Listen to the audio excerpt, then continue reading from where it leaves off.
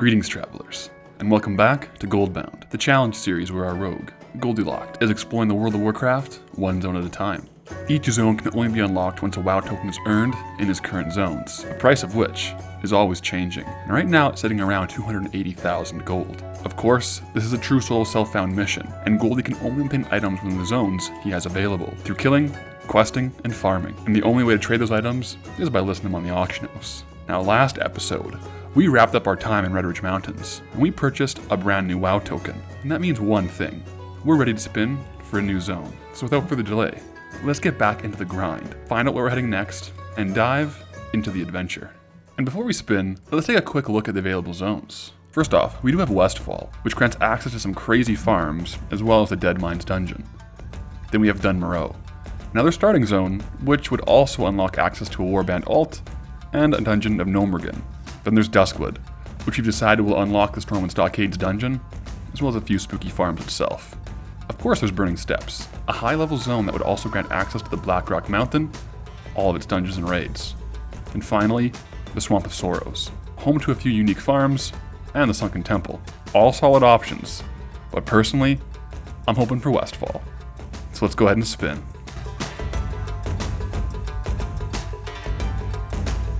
And look at that, the Burning Steppes. Now this zone has a lot to offer, and plenty for Goldylocked to explore. So with that in mind, let's waste no time. We've been in Elwynn and Red Ridge for so long, and these two zones share quite a similar vibe. Not to mention the same old gathering materials. A lot of copper ore. I may have gone slightly crazy if we got Dun Moreau and spent another few hundred hours farming that ore. But now, the Burning Steppes opens up a massive new door to farming. Our job today? To find out the best, and maybe the worst, that this zone has to offer. And let me tell you, there are some very interesting secrets hiding out there. It's also worth noting that when we purchased that token back in Red Ridge, we actually overshot the gold requirement by about 130,000 gold. So that extra gold is still sitting in our bags. A bit of a head start in the mountains ahead, but of course, there's plenty of ground to cover and plenty new room to explore. And in true Goldbound fashion, with a nod to those dual farming segments we had back in Westfall and Red Ridge, let's take a look at what mining and herbalism has to offer here in the steppes. Now the first question on my mind, of course, is with the jump from Copper and Peacebloom to near level 60 nodes here in the Burning Steppes, can we even gather them? Well, apparently thanks to retail scaling, it turns out we actually can. So at level 1 of 300 in Classic Gathering, you can actually get any node, whether it's herbalism or mining. The catch is, you'll only pull small fragments. You have to combine 10 of those small fragments to get a single herb or a single ore. Once you reach the proper gathering level for that herb or that ore, it's business as usual. So it's a lower gold per hour option while you're leveling up your skills, but never leaves you stranded. And for us, it means we can actually start gathering here. So let's break it down while we're flying the circuit. Luckily for us, there's no duplicate herb or ore nodes here in this zone that we've already had. And on the mining front, the majority of the ore nodes here are mithril ore. And let me tell you, it's plentiful. Honestly, the node density in this zone is crazy. And you only need 225 mining to start pulling full ores, so it's pretty accessible. Alongside the mithril ore nodes, we do find a small amount of true silver ore, and even a smaller amount of gold ore. And all of these carry hefty price tags. Mithril is sitting around 8 to 9 gold each, true silver around 4 gold, and gold ore is a tidy 12 gold each. There is also thorium ore here in the steppes, and apparently there are thorium nodes, but I haven't seen them over a few hours of farming. But few tricks up Goldie's sleeve, and we can still obtain it in here. But we'll have to wait on that one for now. But even if the mining wasn't already stacked enough with those prices, it gets better. Mithril nodes also cough up a huge quantity of solid stone. And on retail, solid stone is selling for 4 to 5 gold each. That's the same or more as copper ore sold in our last zones. I'm seeing dollar signs just looking at these shiny purple rocks. And maybe it's true in WoW as it is in Lord of the Rings. And mithril shines the brightest when a gold goblin's near. With the ores out of the way, let's talk about the herbs. These scale all the way up to 275 skill to pick, and we're looking at Dreamfoil, Golden Sansam, and Mountain Silver Sage. And apparently there's ultra rare Black Lotus spawns around here, but I have yet to come across one. And here's the issue. Even though these herbs require such a high level of skill, up to 275 to gather, the market doesn't really reward them with much higher prices over Silverleaf and Peacebloom. Dreamfoil only goes for about 4 gold, Golden Sansam's about 4 gold 50 silver, and Mountain Silver Sage is about 5 gold. Now of course that's a slight bump over our old zone herbs, but not by much. And keep in mind, when we compare herbs and mining, herb nodes only give us about 1 to 3 herbs per node, compared to mining, which drops 2 to 4 mining ores per node, plus some solid stone. And with dual gathering, we only actually get 388 mithril ore per hour, and the total trades could value is about 6,500 gold per hour. Now don't get me wrong, that's already insane compared to Elwyn or Edridge, and it's blowing out our consistent gold per hour out of the water. But when we run the math on mining only, without stopping for those pesky herb nodes, things are nuclear.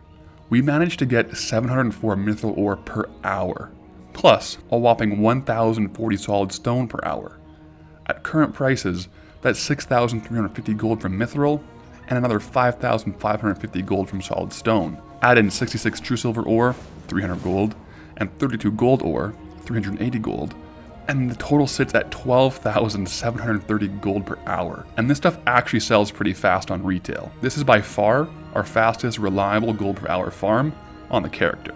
And it's absolutely insane. At this rate, with a token sitting at 280,000 gold, we could theoretically farm out a full token in just 22 hours of this loop. So if you're following along at home, this is one farm that you may want to test out yourself. But before we leave Mithril in the dust, let's talk about the Burning Steps Shuffle. Are there profession trainers here that can help us with new Mithril recipes? Well, unfortunately no. There are no new profession trainers in this zone, but even without recipes, we can maybe smelt the Mithril ore, right? And smelting looks like it has a tidy markup. 8 to 9 gold per ore becomes 10 to 11 gold per bar.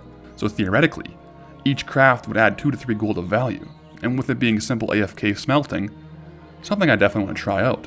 Luckily enough, I have thousands of mithril ore from just testing out these farms, so we're ready to go. But I guess there's a catch. Since we don't have a Cataclysm mining trainer in any of our unlocked zones, we actually don't know how to smelt mithril yet, even though we can mine it. So for now, that experiment will have to wait.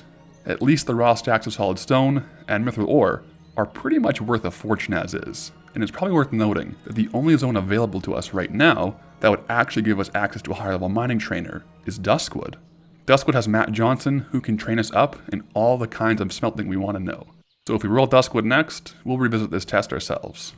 Alright, with some basic gathering properly explored, and the gold per hour S tier satisfied, we also gain access to Blackrock Mountain. And let me tell you, this mountain opens up a world of farming possibilities.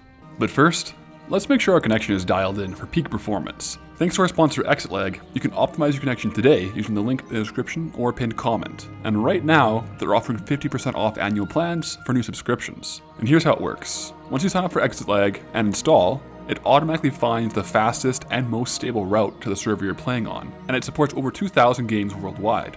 And wow, your ping can make all the difference. For example, my ping without ExitLag in the background is sitting around 72 to 75, but after activating ExitLag's AI route optimization, boom, in-game ping is dropped down to 40 to 42. One aspect that I really also like is what's called Traffic Shaper. This lets you decide which applications get priority of your internet connection. So let's say you've got Netflix or a YouTube series running on a second monitor, and your bandwidth starts to run thin. With Traffic Shaper, you can safe list World of Warcraft to make sure it gets priority. That way, your raid stays smooth while Netflix takes a little bit of a buffer hit instead of your gameplay. So you can try it out now with the QR code on screen or the links below. And ExitLag also has a free 3-day trial, so you can give it a go risk-free and feel the difference yourself. Big thank you to ExitLag for sponsoring today's adventure. First and foremost, we do have some new dungeons. Upper and Lower Blackrock Spire, and Blackrock Depths. And of course the raids of Molten Core, Blackwing Lair, and Blackwing Descent. Now, Blackwing Descent does actually border into Searing Gorge, so we won't be able to step into there until that zone unlocks. But travelers, it's time for our first true instanced gold farm. And the one we're after today has both gold per hour potential and undeniable character glory behind it. Travelers, we're entering Molten Core. Now, Molten Core is a raid and not a dungeon, so we need to be careful with how we farm in it. In World of Warcraft, a character can only fully clear a raid once per week, and then the raid would reset every single Tuesday in North America. But on Goldie, we tend to want to farm things more than once per week, and that reset only actually applies to the bosses. So here's the trick. If you only kill the trash packs and no bosses, and you leave the instance and reset, well, the entire trash resets, which means we can farm it almost indefinitely. So the question is, What pre-boss trash is worth our time? Well, this one's kind of crazy. The mobs here can drop epic bracers and belts, but after a few recent patches, these are actually all soulbound, which means they can't be traded off the character who looted them. So for us, the value actually caps at the vendor price or the disenchant price, about 3 to 9 gold per epic. Not bad, but nothing really game breaking. The real prize here is in the trade goods, because inside this raid are materials required for crafting 2 legendary weapons, and those trade goods are not soulbound. And the one we're after in particular, the Blood of the Mountain. An epic name, and for good reason. These Bloods of the Mountain command 2,000 gold each on North American servers, and sell over 300 per day. That's right, fast moving and high in demand. So how do we get them? Well, first off, there are dark iron ore deposits inside the raid. This is something we don't have in Burning Steppes and is exclusive to some of these instances. These ore nodes can drop the Bloods of the Mountain as a gem about 0.6% of the time. And the ore itself, dark iron ore, is used for the same legendary crafts and is worth 12 gold each. Definitely worth picking up. But even with those values, it's not the main target for Bloods. The consistent drops for Blood of the Mountains come from one mob, the Molten Destroyer. Now don't be fooled, these guys look like the Molten Giants, but they're a bit rarer. They can only spawn in a few spots of the dungeon, but they are all in the entrance wing. And, critically, you can pull and you can kill them without touching any bosses. And depending on the spawns, you'll see an average of 6 to 8 destroyers per run, and they drop the Bloods of the Mountain at a decent 6% drop rate. So, based on 6 to 8 pulls at 6%, that's a 36 to 48% chance of seeing a single Blood every single clear. And since trash killing doesn't trigger the weekly lockout, we can reset the instance over and over to kill the Molten Destroyers time and time again. However, the cap for instance resets is 10 per hour, or 240 per day. So we are a little bit capped in that regard. Now I spent some time really honing in on how to do this very efficiently. So here's how my run works. First, we can go to the right and skip the opener pulls and take the shortcut over the lava. There's no destroyers that ever spawn on the first Molten Giants. First destroyers are in the 2 giant packs down on the major landing. Sometimes we're there, but sometimes we're not. And down below, closer to the first couple bosses, you'll find higher spawn rates of ores and destroyers. And the 2 end packs are always double destroyers. It can be variable how many dark iron ores are there to gather, which can increase or decrease the time of the run. But once you're done with all the destroyers, the fastest way to reset is to find the nearest lava, jump in, die, respawn at the entrance. You can then walk out, reset, and run it back. This saves a few seconds on every single run. And with this optimized loop, a run takes about 2 minutes and 10 seconds. So in 22 minutes, we can actually hit the instance cap per hour. And we'll have to wait an hour to do it again. And at an average 42% drop rate across all of the destroyers, that's about 4.2 Bloods in the Mountain. Plus 100 dark iron ore, which is about 8,000 gold from the Bloods and another 1,200 gold from the ore. Which if you're following along, that's about 9,200 gold for just 22 minutes of farming. If we theoretically extrapolate that over a full hour of farming, that's 25,000 gold per hour. Insane. Of course, with the reset cap, you can't chain this for hours on end, but while we're farming out in the steppes, we can always pop into Molten Core for a quick reset and walk away with a small fortune. So is that all that Molten Core has to offer? Well, no. This place holds some truly legendary upgrades for Goldylocked down the road. Did somebody say Thunder Fury, Blessed Blade of the Windseeker? You see, every week before the Tuesday raid reset, we can actually do a full clear of Molten Core without hurting our other farms.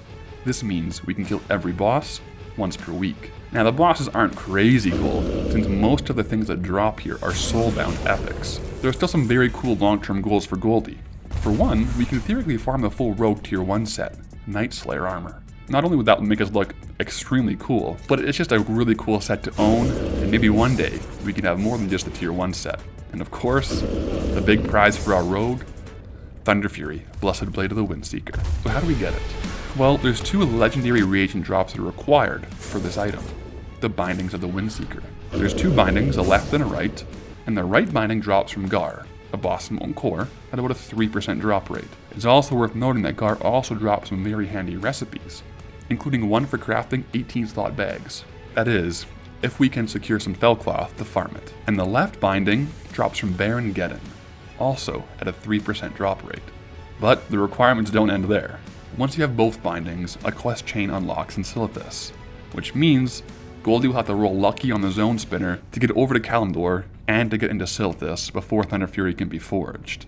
And beyond that, there's more mining and smelting requirements for the Elementium bars, so we're likely going to need both Searing Gorge and Duskwood. And then, that's not it even. There's even more roadblocks. We would need to get the reagent of Enchanted Elementium bars to actually craft Thunder Fury.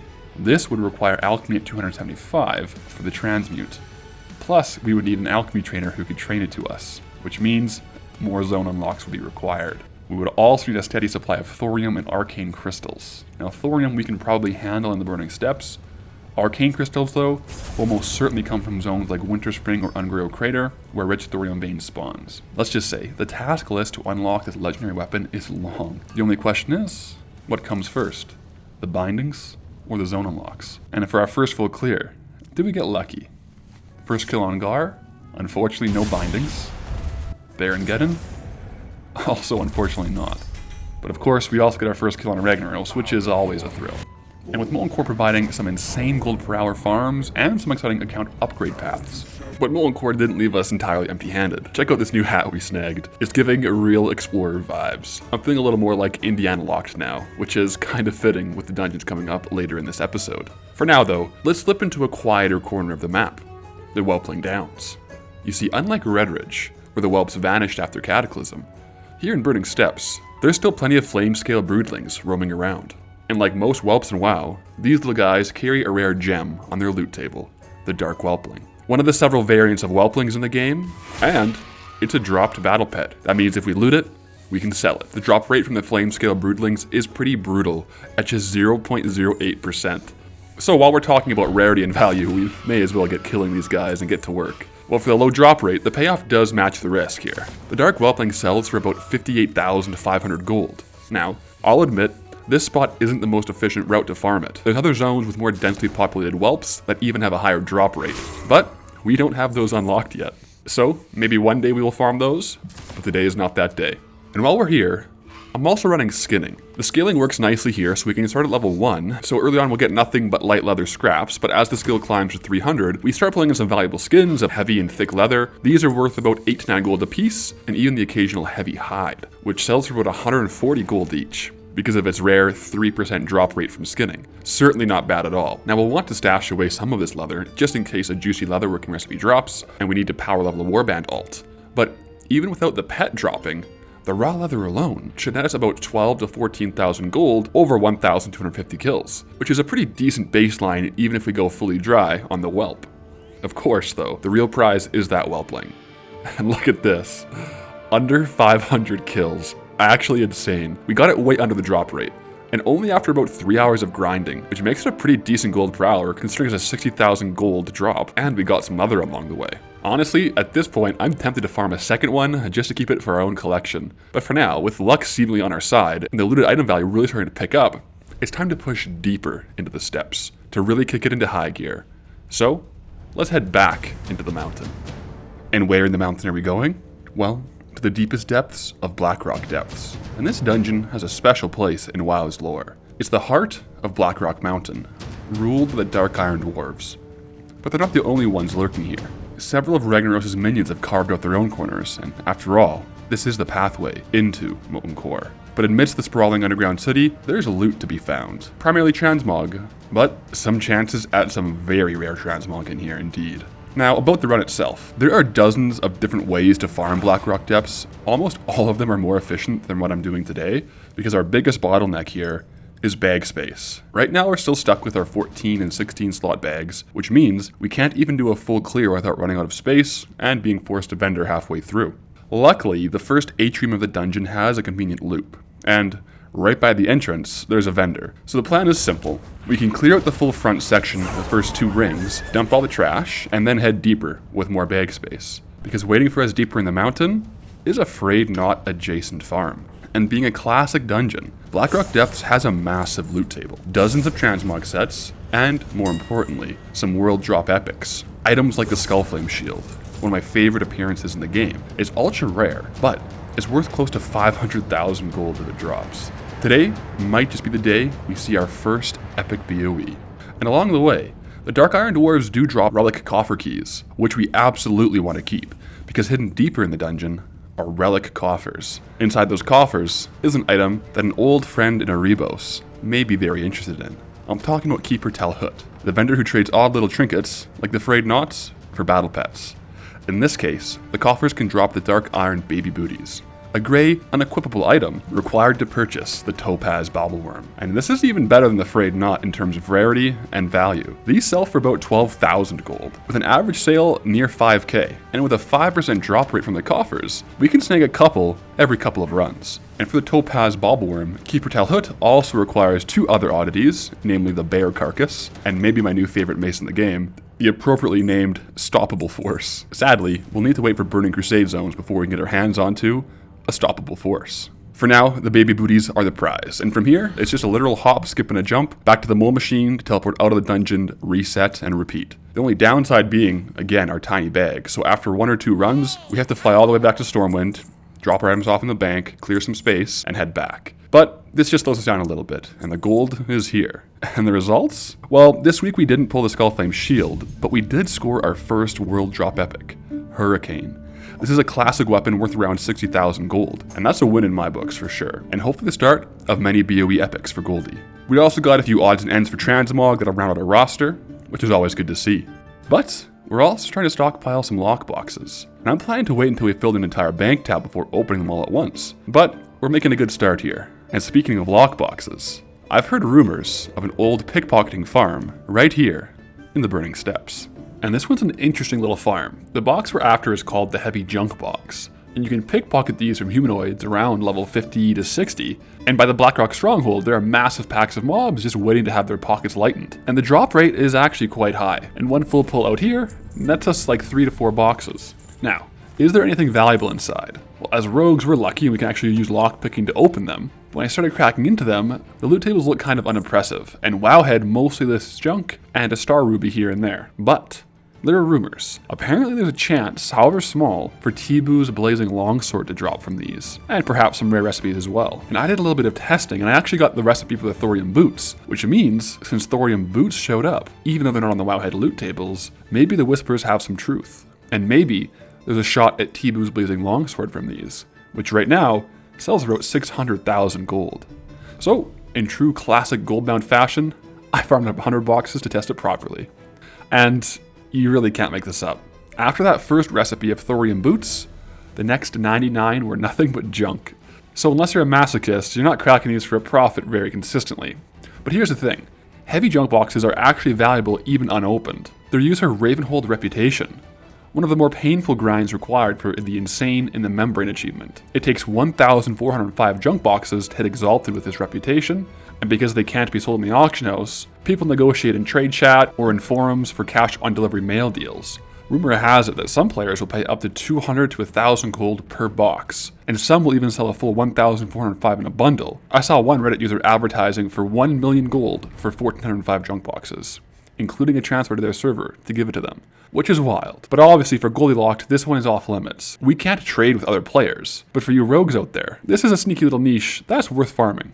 Now let's talk about what's nearby, because we're getting closer and closer to our next zone unlock. And right now, our options are still Dunmoreau, Westfall, Duskwood, and Swamp of Sorrows. But Burning Steppes now opens a new door.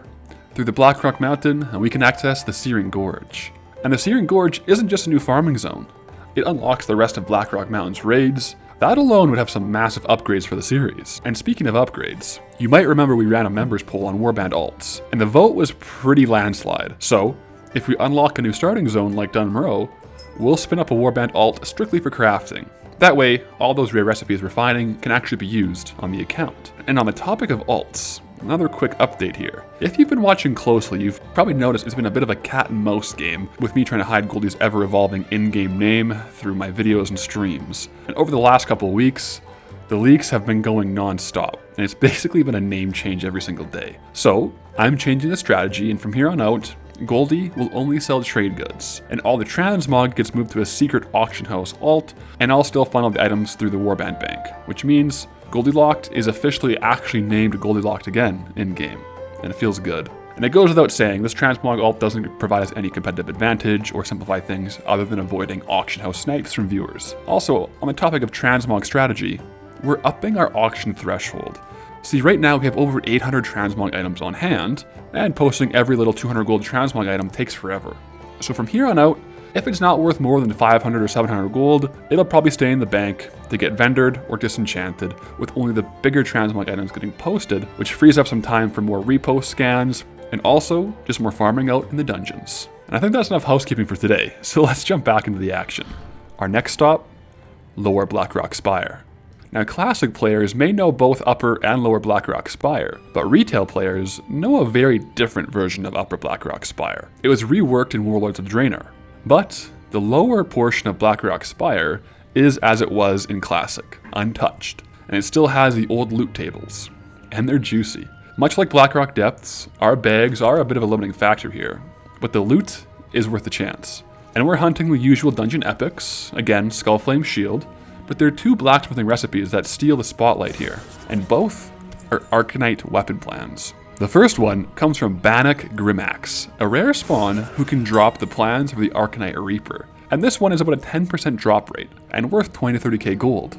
And luckily for us, we actually managed to pull this one on our first run. Now the final boss, Overlord Wyrmthalak, can drop the plans for the Arcanite Champion. This one is a whole lot rarer at 0.2%, which is a bit of a pipe dream. But if it drops, it's worth about 800,000 to 1 million gold, which is absolutely insane. We hope for this one, but so far, no dice. But it doesn't stop there. This dungeon is secretly a trade good gold mine. On every run through here, we take out these scorpids, which can be skinned for heavy scorpid scales. These are worth about 50 gold each. And in about 4 hours, I actually pulled 68 of them, worth around 3,000 gold, plus another 100 thick leather, worth about 800 gold. And then the packs of spiders can also drop various silks. The real one we're looking for is the Iron Web silk. This is worth 50 to 150 gold each, and we actually grabbed 120 of them, worth 7.2k gold total. And in our 4 hours of farming, we got over 1,000 in gold looted, plus vendored grays and greens adding another 500 gold on top of that. And just the rune cloth here, over 2,000, worth about 3,000 gold. So in total, we actually got about 15,000 gold in trade goods only, roughly 3.7k per hour, and these are fast selling materials. That's better than the Elven Shuffle, and that's before we even count in the transmog.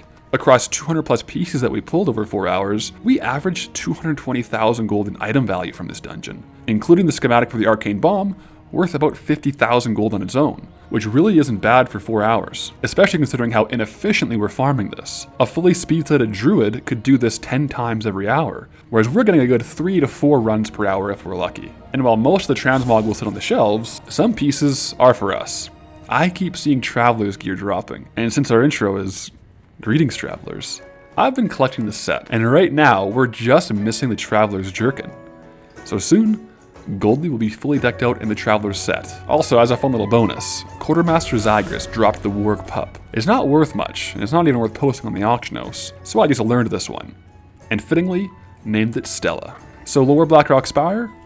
A very solid dungeon to farm. Value is definitely more than worth it to fill out the trade good shelves and the transmog shelves. But after all that dungeon grinding, it's time to get back to our roots. Let's go fishing. Now the Burning Steps doesn't have much to offer for fishing, but Molten Core itself actually has a pretty cool fishing loot table. In the lava in this dungeon, you get a lot of random stuff, random grays and coal, but you can actually pull epic items from fishing here. Sadly, they are soulbound, which means we can't sell them, but technically, there's even a 0.03% chance to fish up a Blood of the Mountain, that rare gem that sells for over 2,000 gold. Now, of course, in Molten Core, there's easier ways to farm this, so don't hold your breath on it, but hey, it's there. And fishing is always a great excuse to scout through a zone. And after a tough day on the lava seas, it's time for a quick detour through Azeroth's favorite autumn ritual, Brewfest. So Goldie can finally take a load off and sample a few fresh pints with the Brewfest revelers. I made sure to socialize, try out all the different brews, and make sure we even sampled one from each different brewery. Spirits are refreshed. Perfect. Now travelers, it's my favorite time of the week. Time for the mailbox opening. So right now, WoW tokens are sitting at 296,000 gold. We'll keep that number in mind while we open the sales. And over on Goldie here, the first bundle of things we can actually see is looking pretty strong. A lot of value coming from our consistent ore farms. We can see some mithril and some solid stones moving. And a few of our copper bolts are also clearing out some of the old stock. And scrolling down, some more one-off trade goods, and even some Blood of the Mountains moving for a few thousand each. And would you look at this? One of our scimitars of Attune sold without a fire sale discount. That's excellent. And it should probably make a dent. But is it enough? Only one way to find out.